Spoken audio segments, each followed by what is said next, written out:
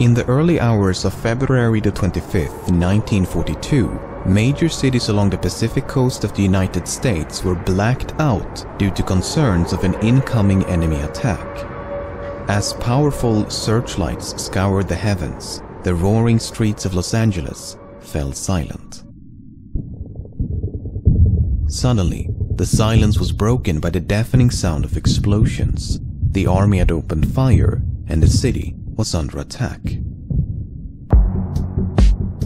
The blackout persisted until dawn, and the troubled masses now demanded an explanation. But no one seemed to know exactly what had transpired. Nothing but shrapnel had fallen from the sky, and witness accounts were hopelessly at variance. As the war raged on across the Pacific, this frantic episode soon faded from public consciousness. Years later, the story resurfaced under the banner of conspiracy. The true nature of the affair had supposedly been covered up by the government, and the Battle of Los Angeles has since become a staple of UFO mythology. Anti-aircraft guns went into action against unidentified aircraft in the Los Angeles area shortly after 3 a.m. Pacific Wartime this morning.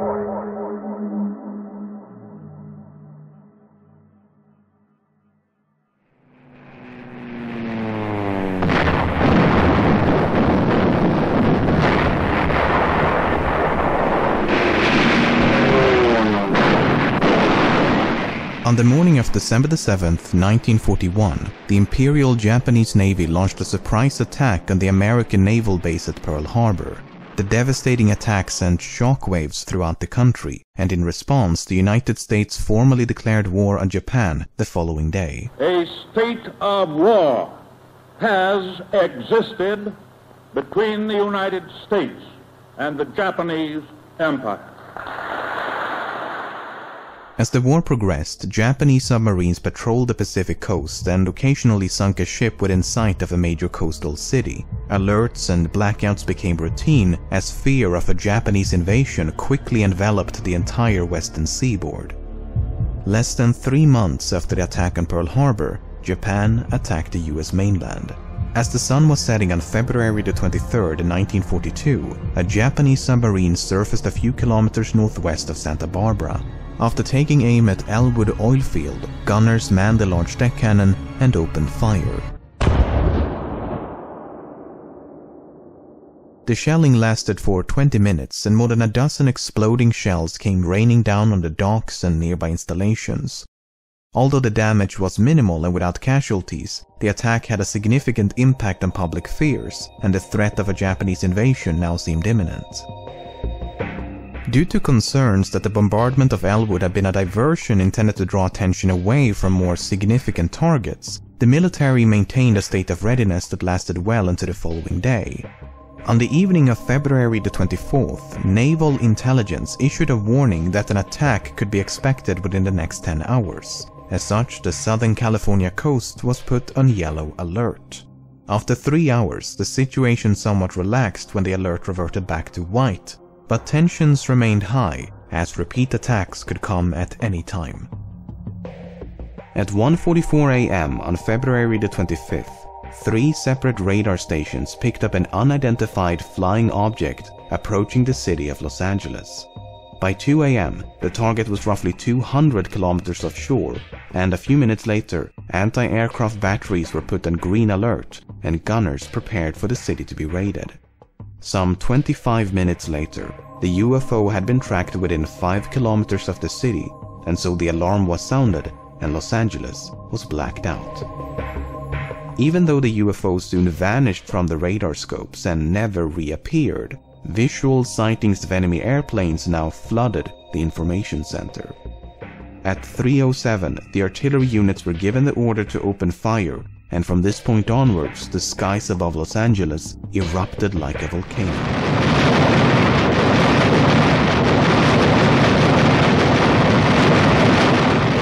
The firing became sporadic as a great variety of targets were sighted all over the city. They ranged from a lone enemy fighter to an entire fleet of up to 200 high-altitude bombers. Meanwhile, equally competent witnesses failed to see anything at all. Diverging estimations of altitude and speed only confused the situation further. Some thought the planes resembled birds, while others insisted they had seen balloons or even a blimp. The unidentified object, which some sources thought might be a blimp, moved slowly down the Pacific coast from Santa Monica and disappeared south of Long Beach. Army officials declined to comment on the possibility that the object might have been a blimp. Although the blackout persisted until dawn, the barrage itself concluded shortly after 4 a.m., by which time more than 1,400 rounds of anti-aircraft artillery had been expended. The evening newspapers struggled to make sense of the situation.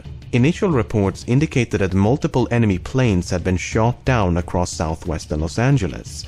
A police officer had allegedly seen 2 planes fall from the cone of the searchlights. However, investigations by the local police found nothing but shrapnel, and the Western Defense Command announced that no bombs had been dropped and no planes had been shot down.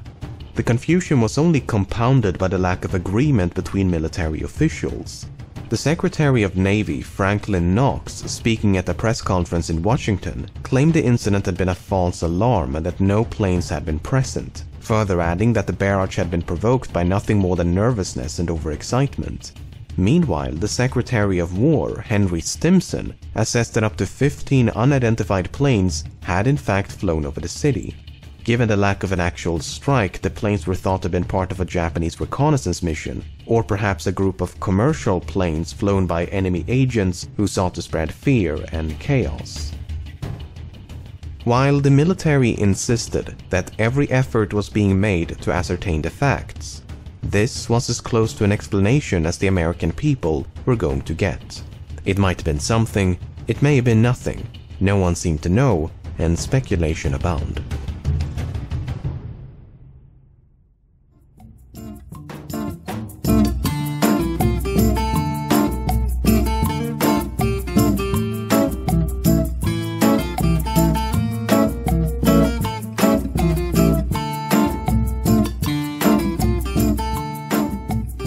As the war came to a close in late 1945, this all but forgotten mystery was suddenly dragged back into the spotlight. Declassified documents revealed the Army had conducted an investigation shortly after the blackout had been lifted, and testimonies provided by military personnel and civilians alike have disclosed a number of interesting details. For instance, the barrage had supposedly commenced after a red flare attached to a balloon was spotted above Santa Monica. A number of batteries had then opened fire upon an assortment of aloft vessels, including balloons, airships, and airplanes. One unit even reported setting a plane on fire soon after the barrage commenced, and some had both seen and heard the plane soaring through the clear night sky. Conflicting accounts notwithstanding, a conclusion written on March the 22nd reads as follows.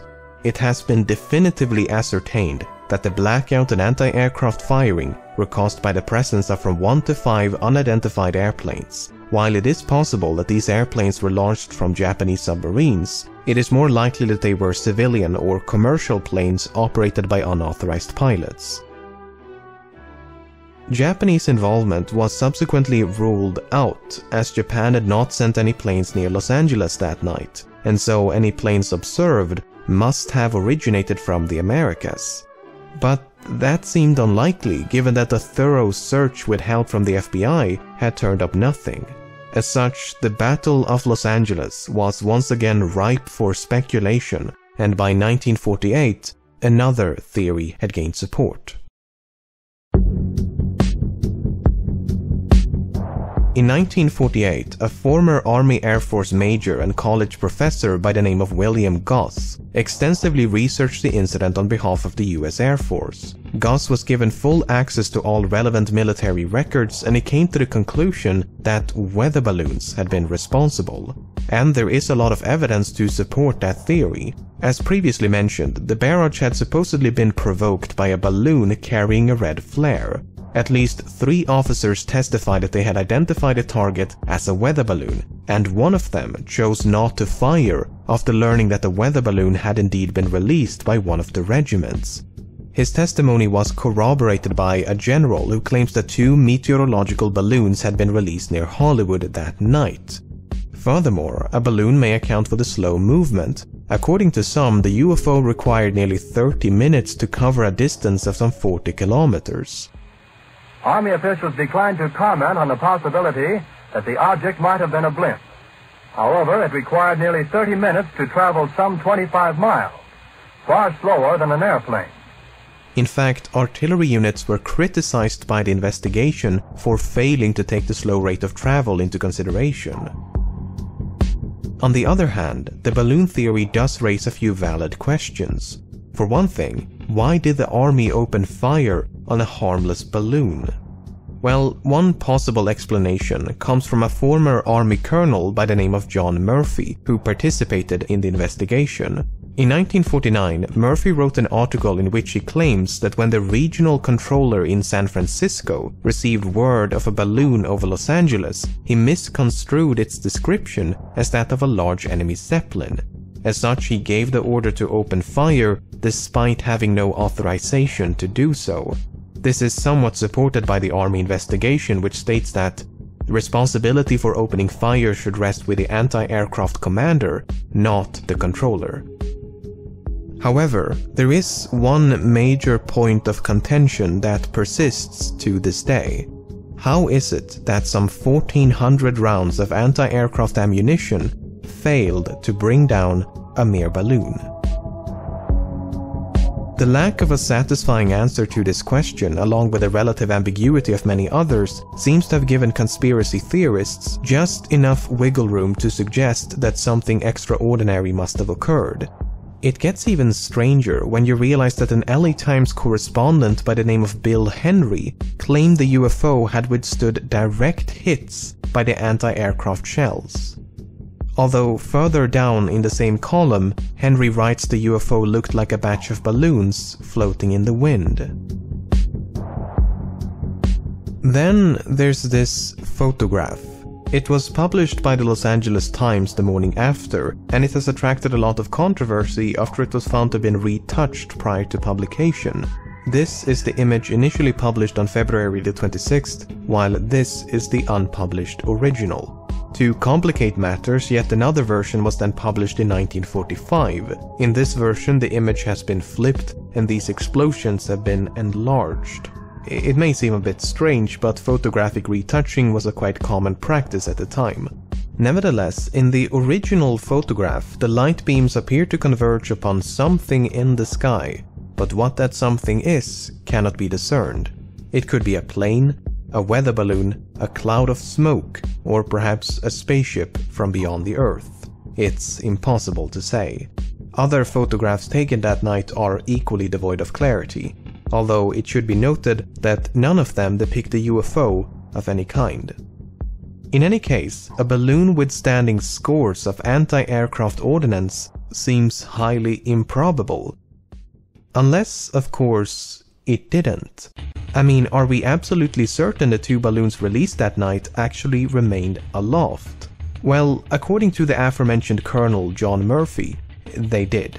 In 1949 he wrote, "Both balloons, as I remember, floated away majestically and safely."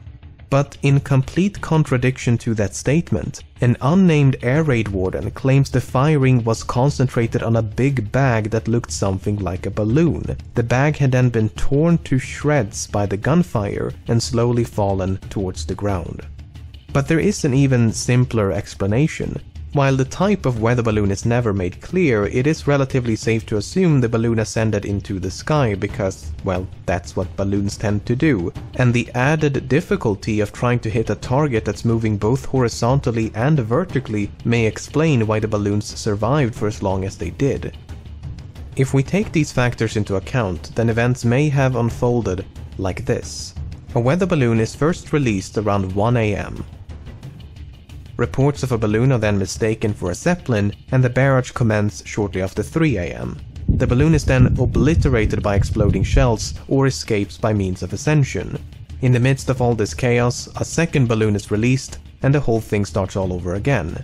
Meanwhile, smoke produced by more than 1,000 explosions now create the illusion of any number of targets.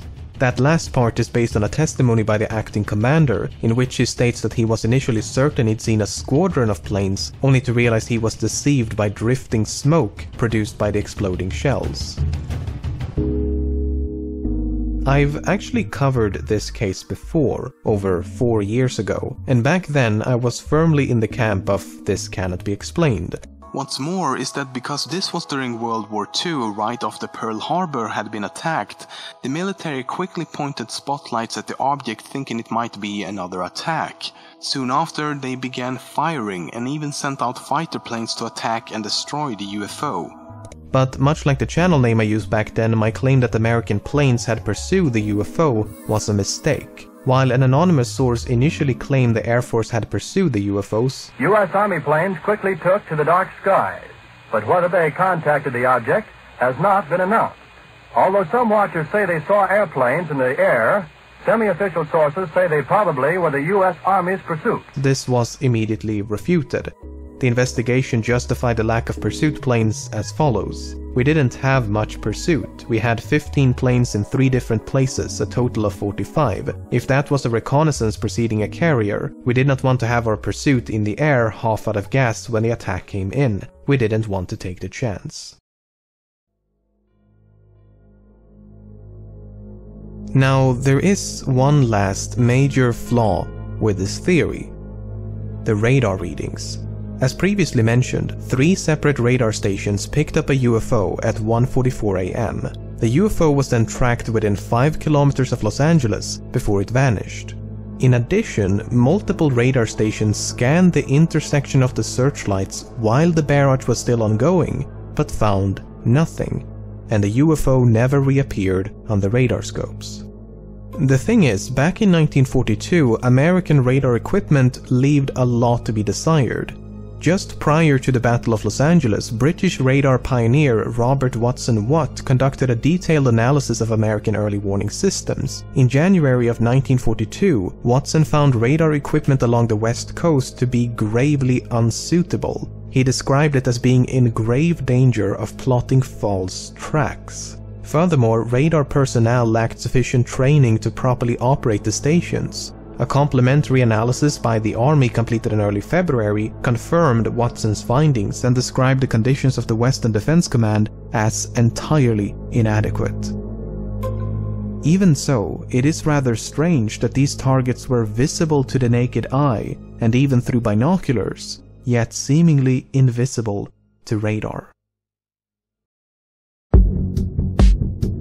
So, where does that leave us? Well, I'm afraid there's no definitive conclusion to this story. As an article from 2011 so aptly put it, there's ample room to support a variety of conclusions and beliefs. While there is sufficient evidence to support the weather balloon theory, a mountain of conflicting evidence still makes it difficult to accept. In order for the theory to work, one must be willing to discount a vast amount of incompatible information. It's entirely possible that nothing flew over Los Angeles that night. The barrage may have been provoked by nothing more than wartime anxiety, amplified by the submarine shelling from the night before. As Secretary Knox put it, a false alarm. As most witnesses have long since passed away, and no additional information has been uncovered for decades, this more than 75-year-old mystery may never be truly resolved.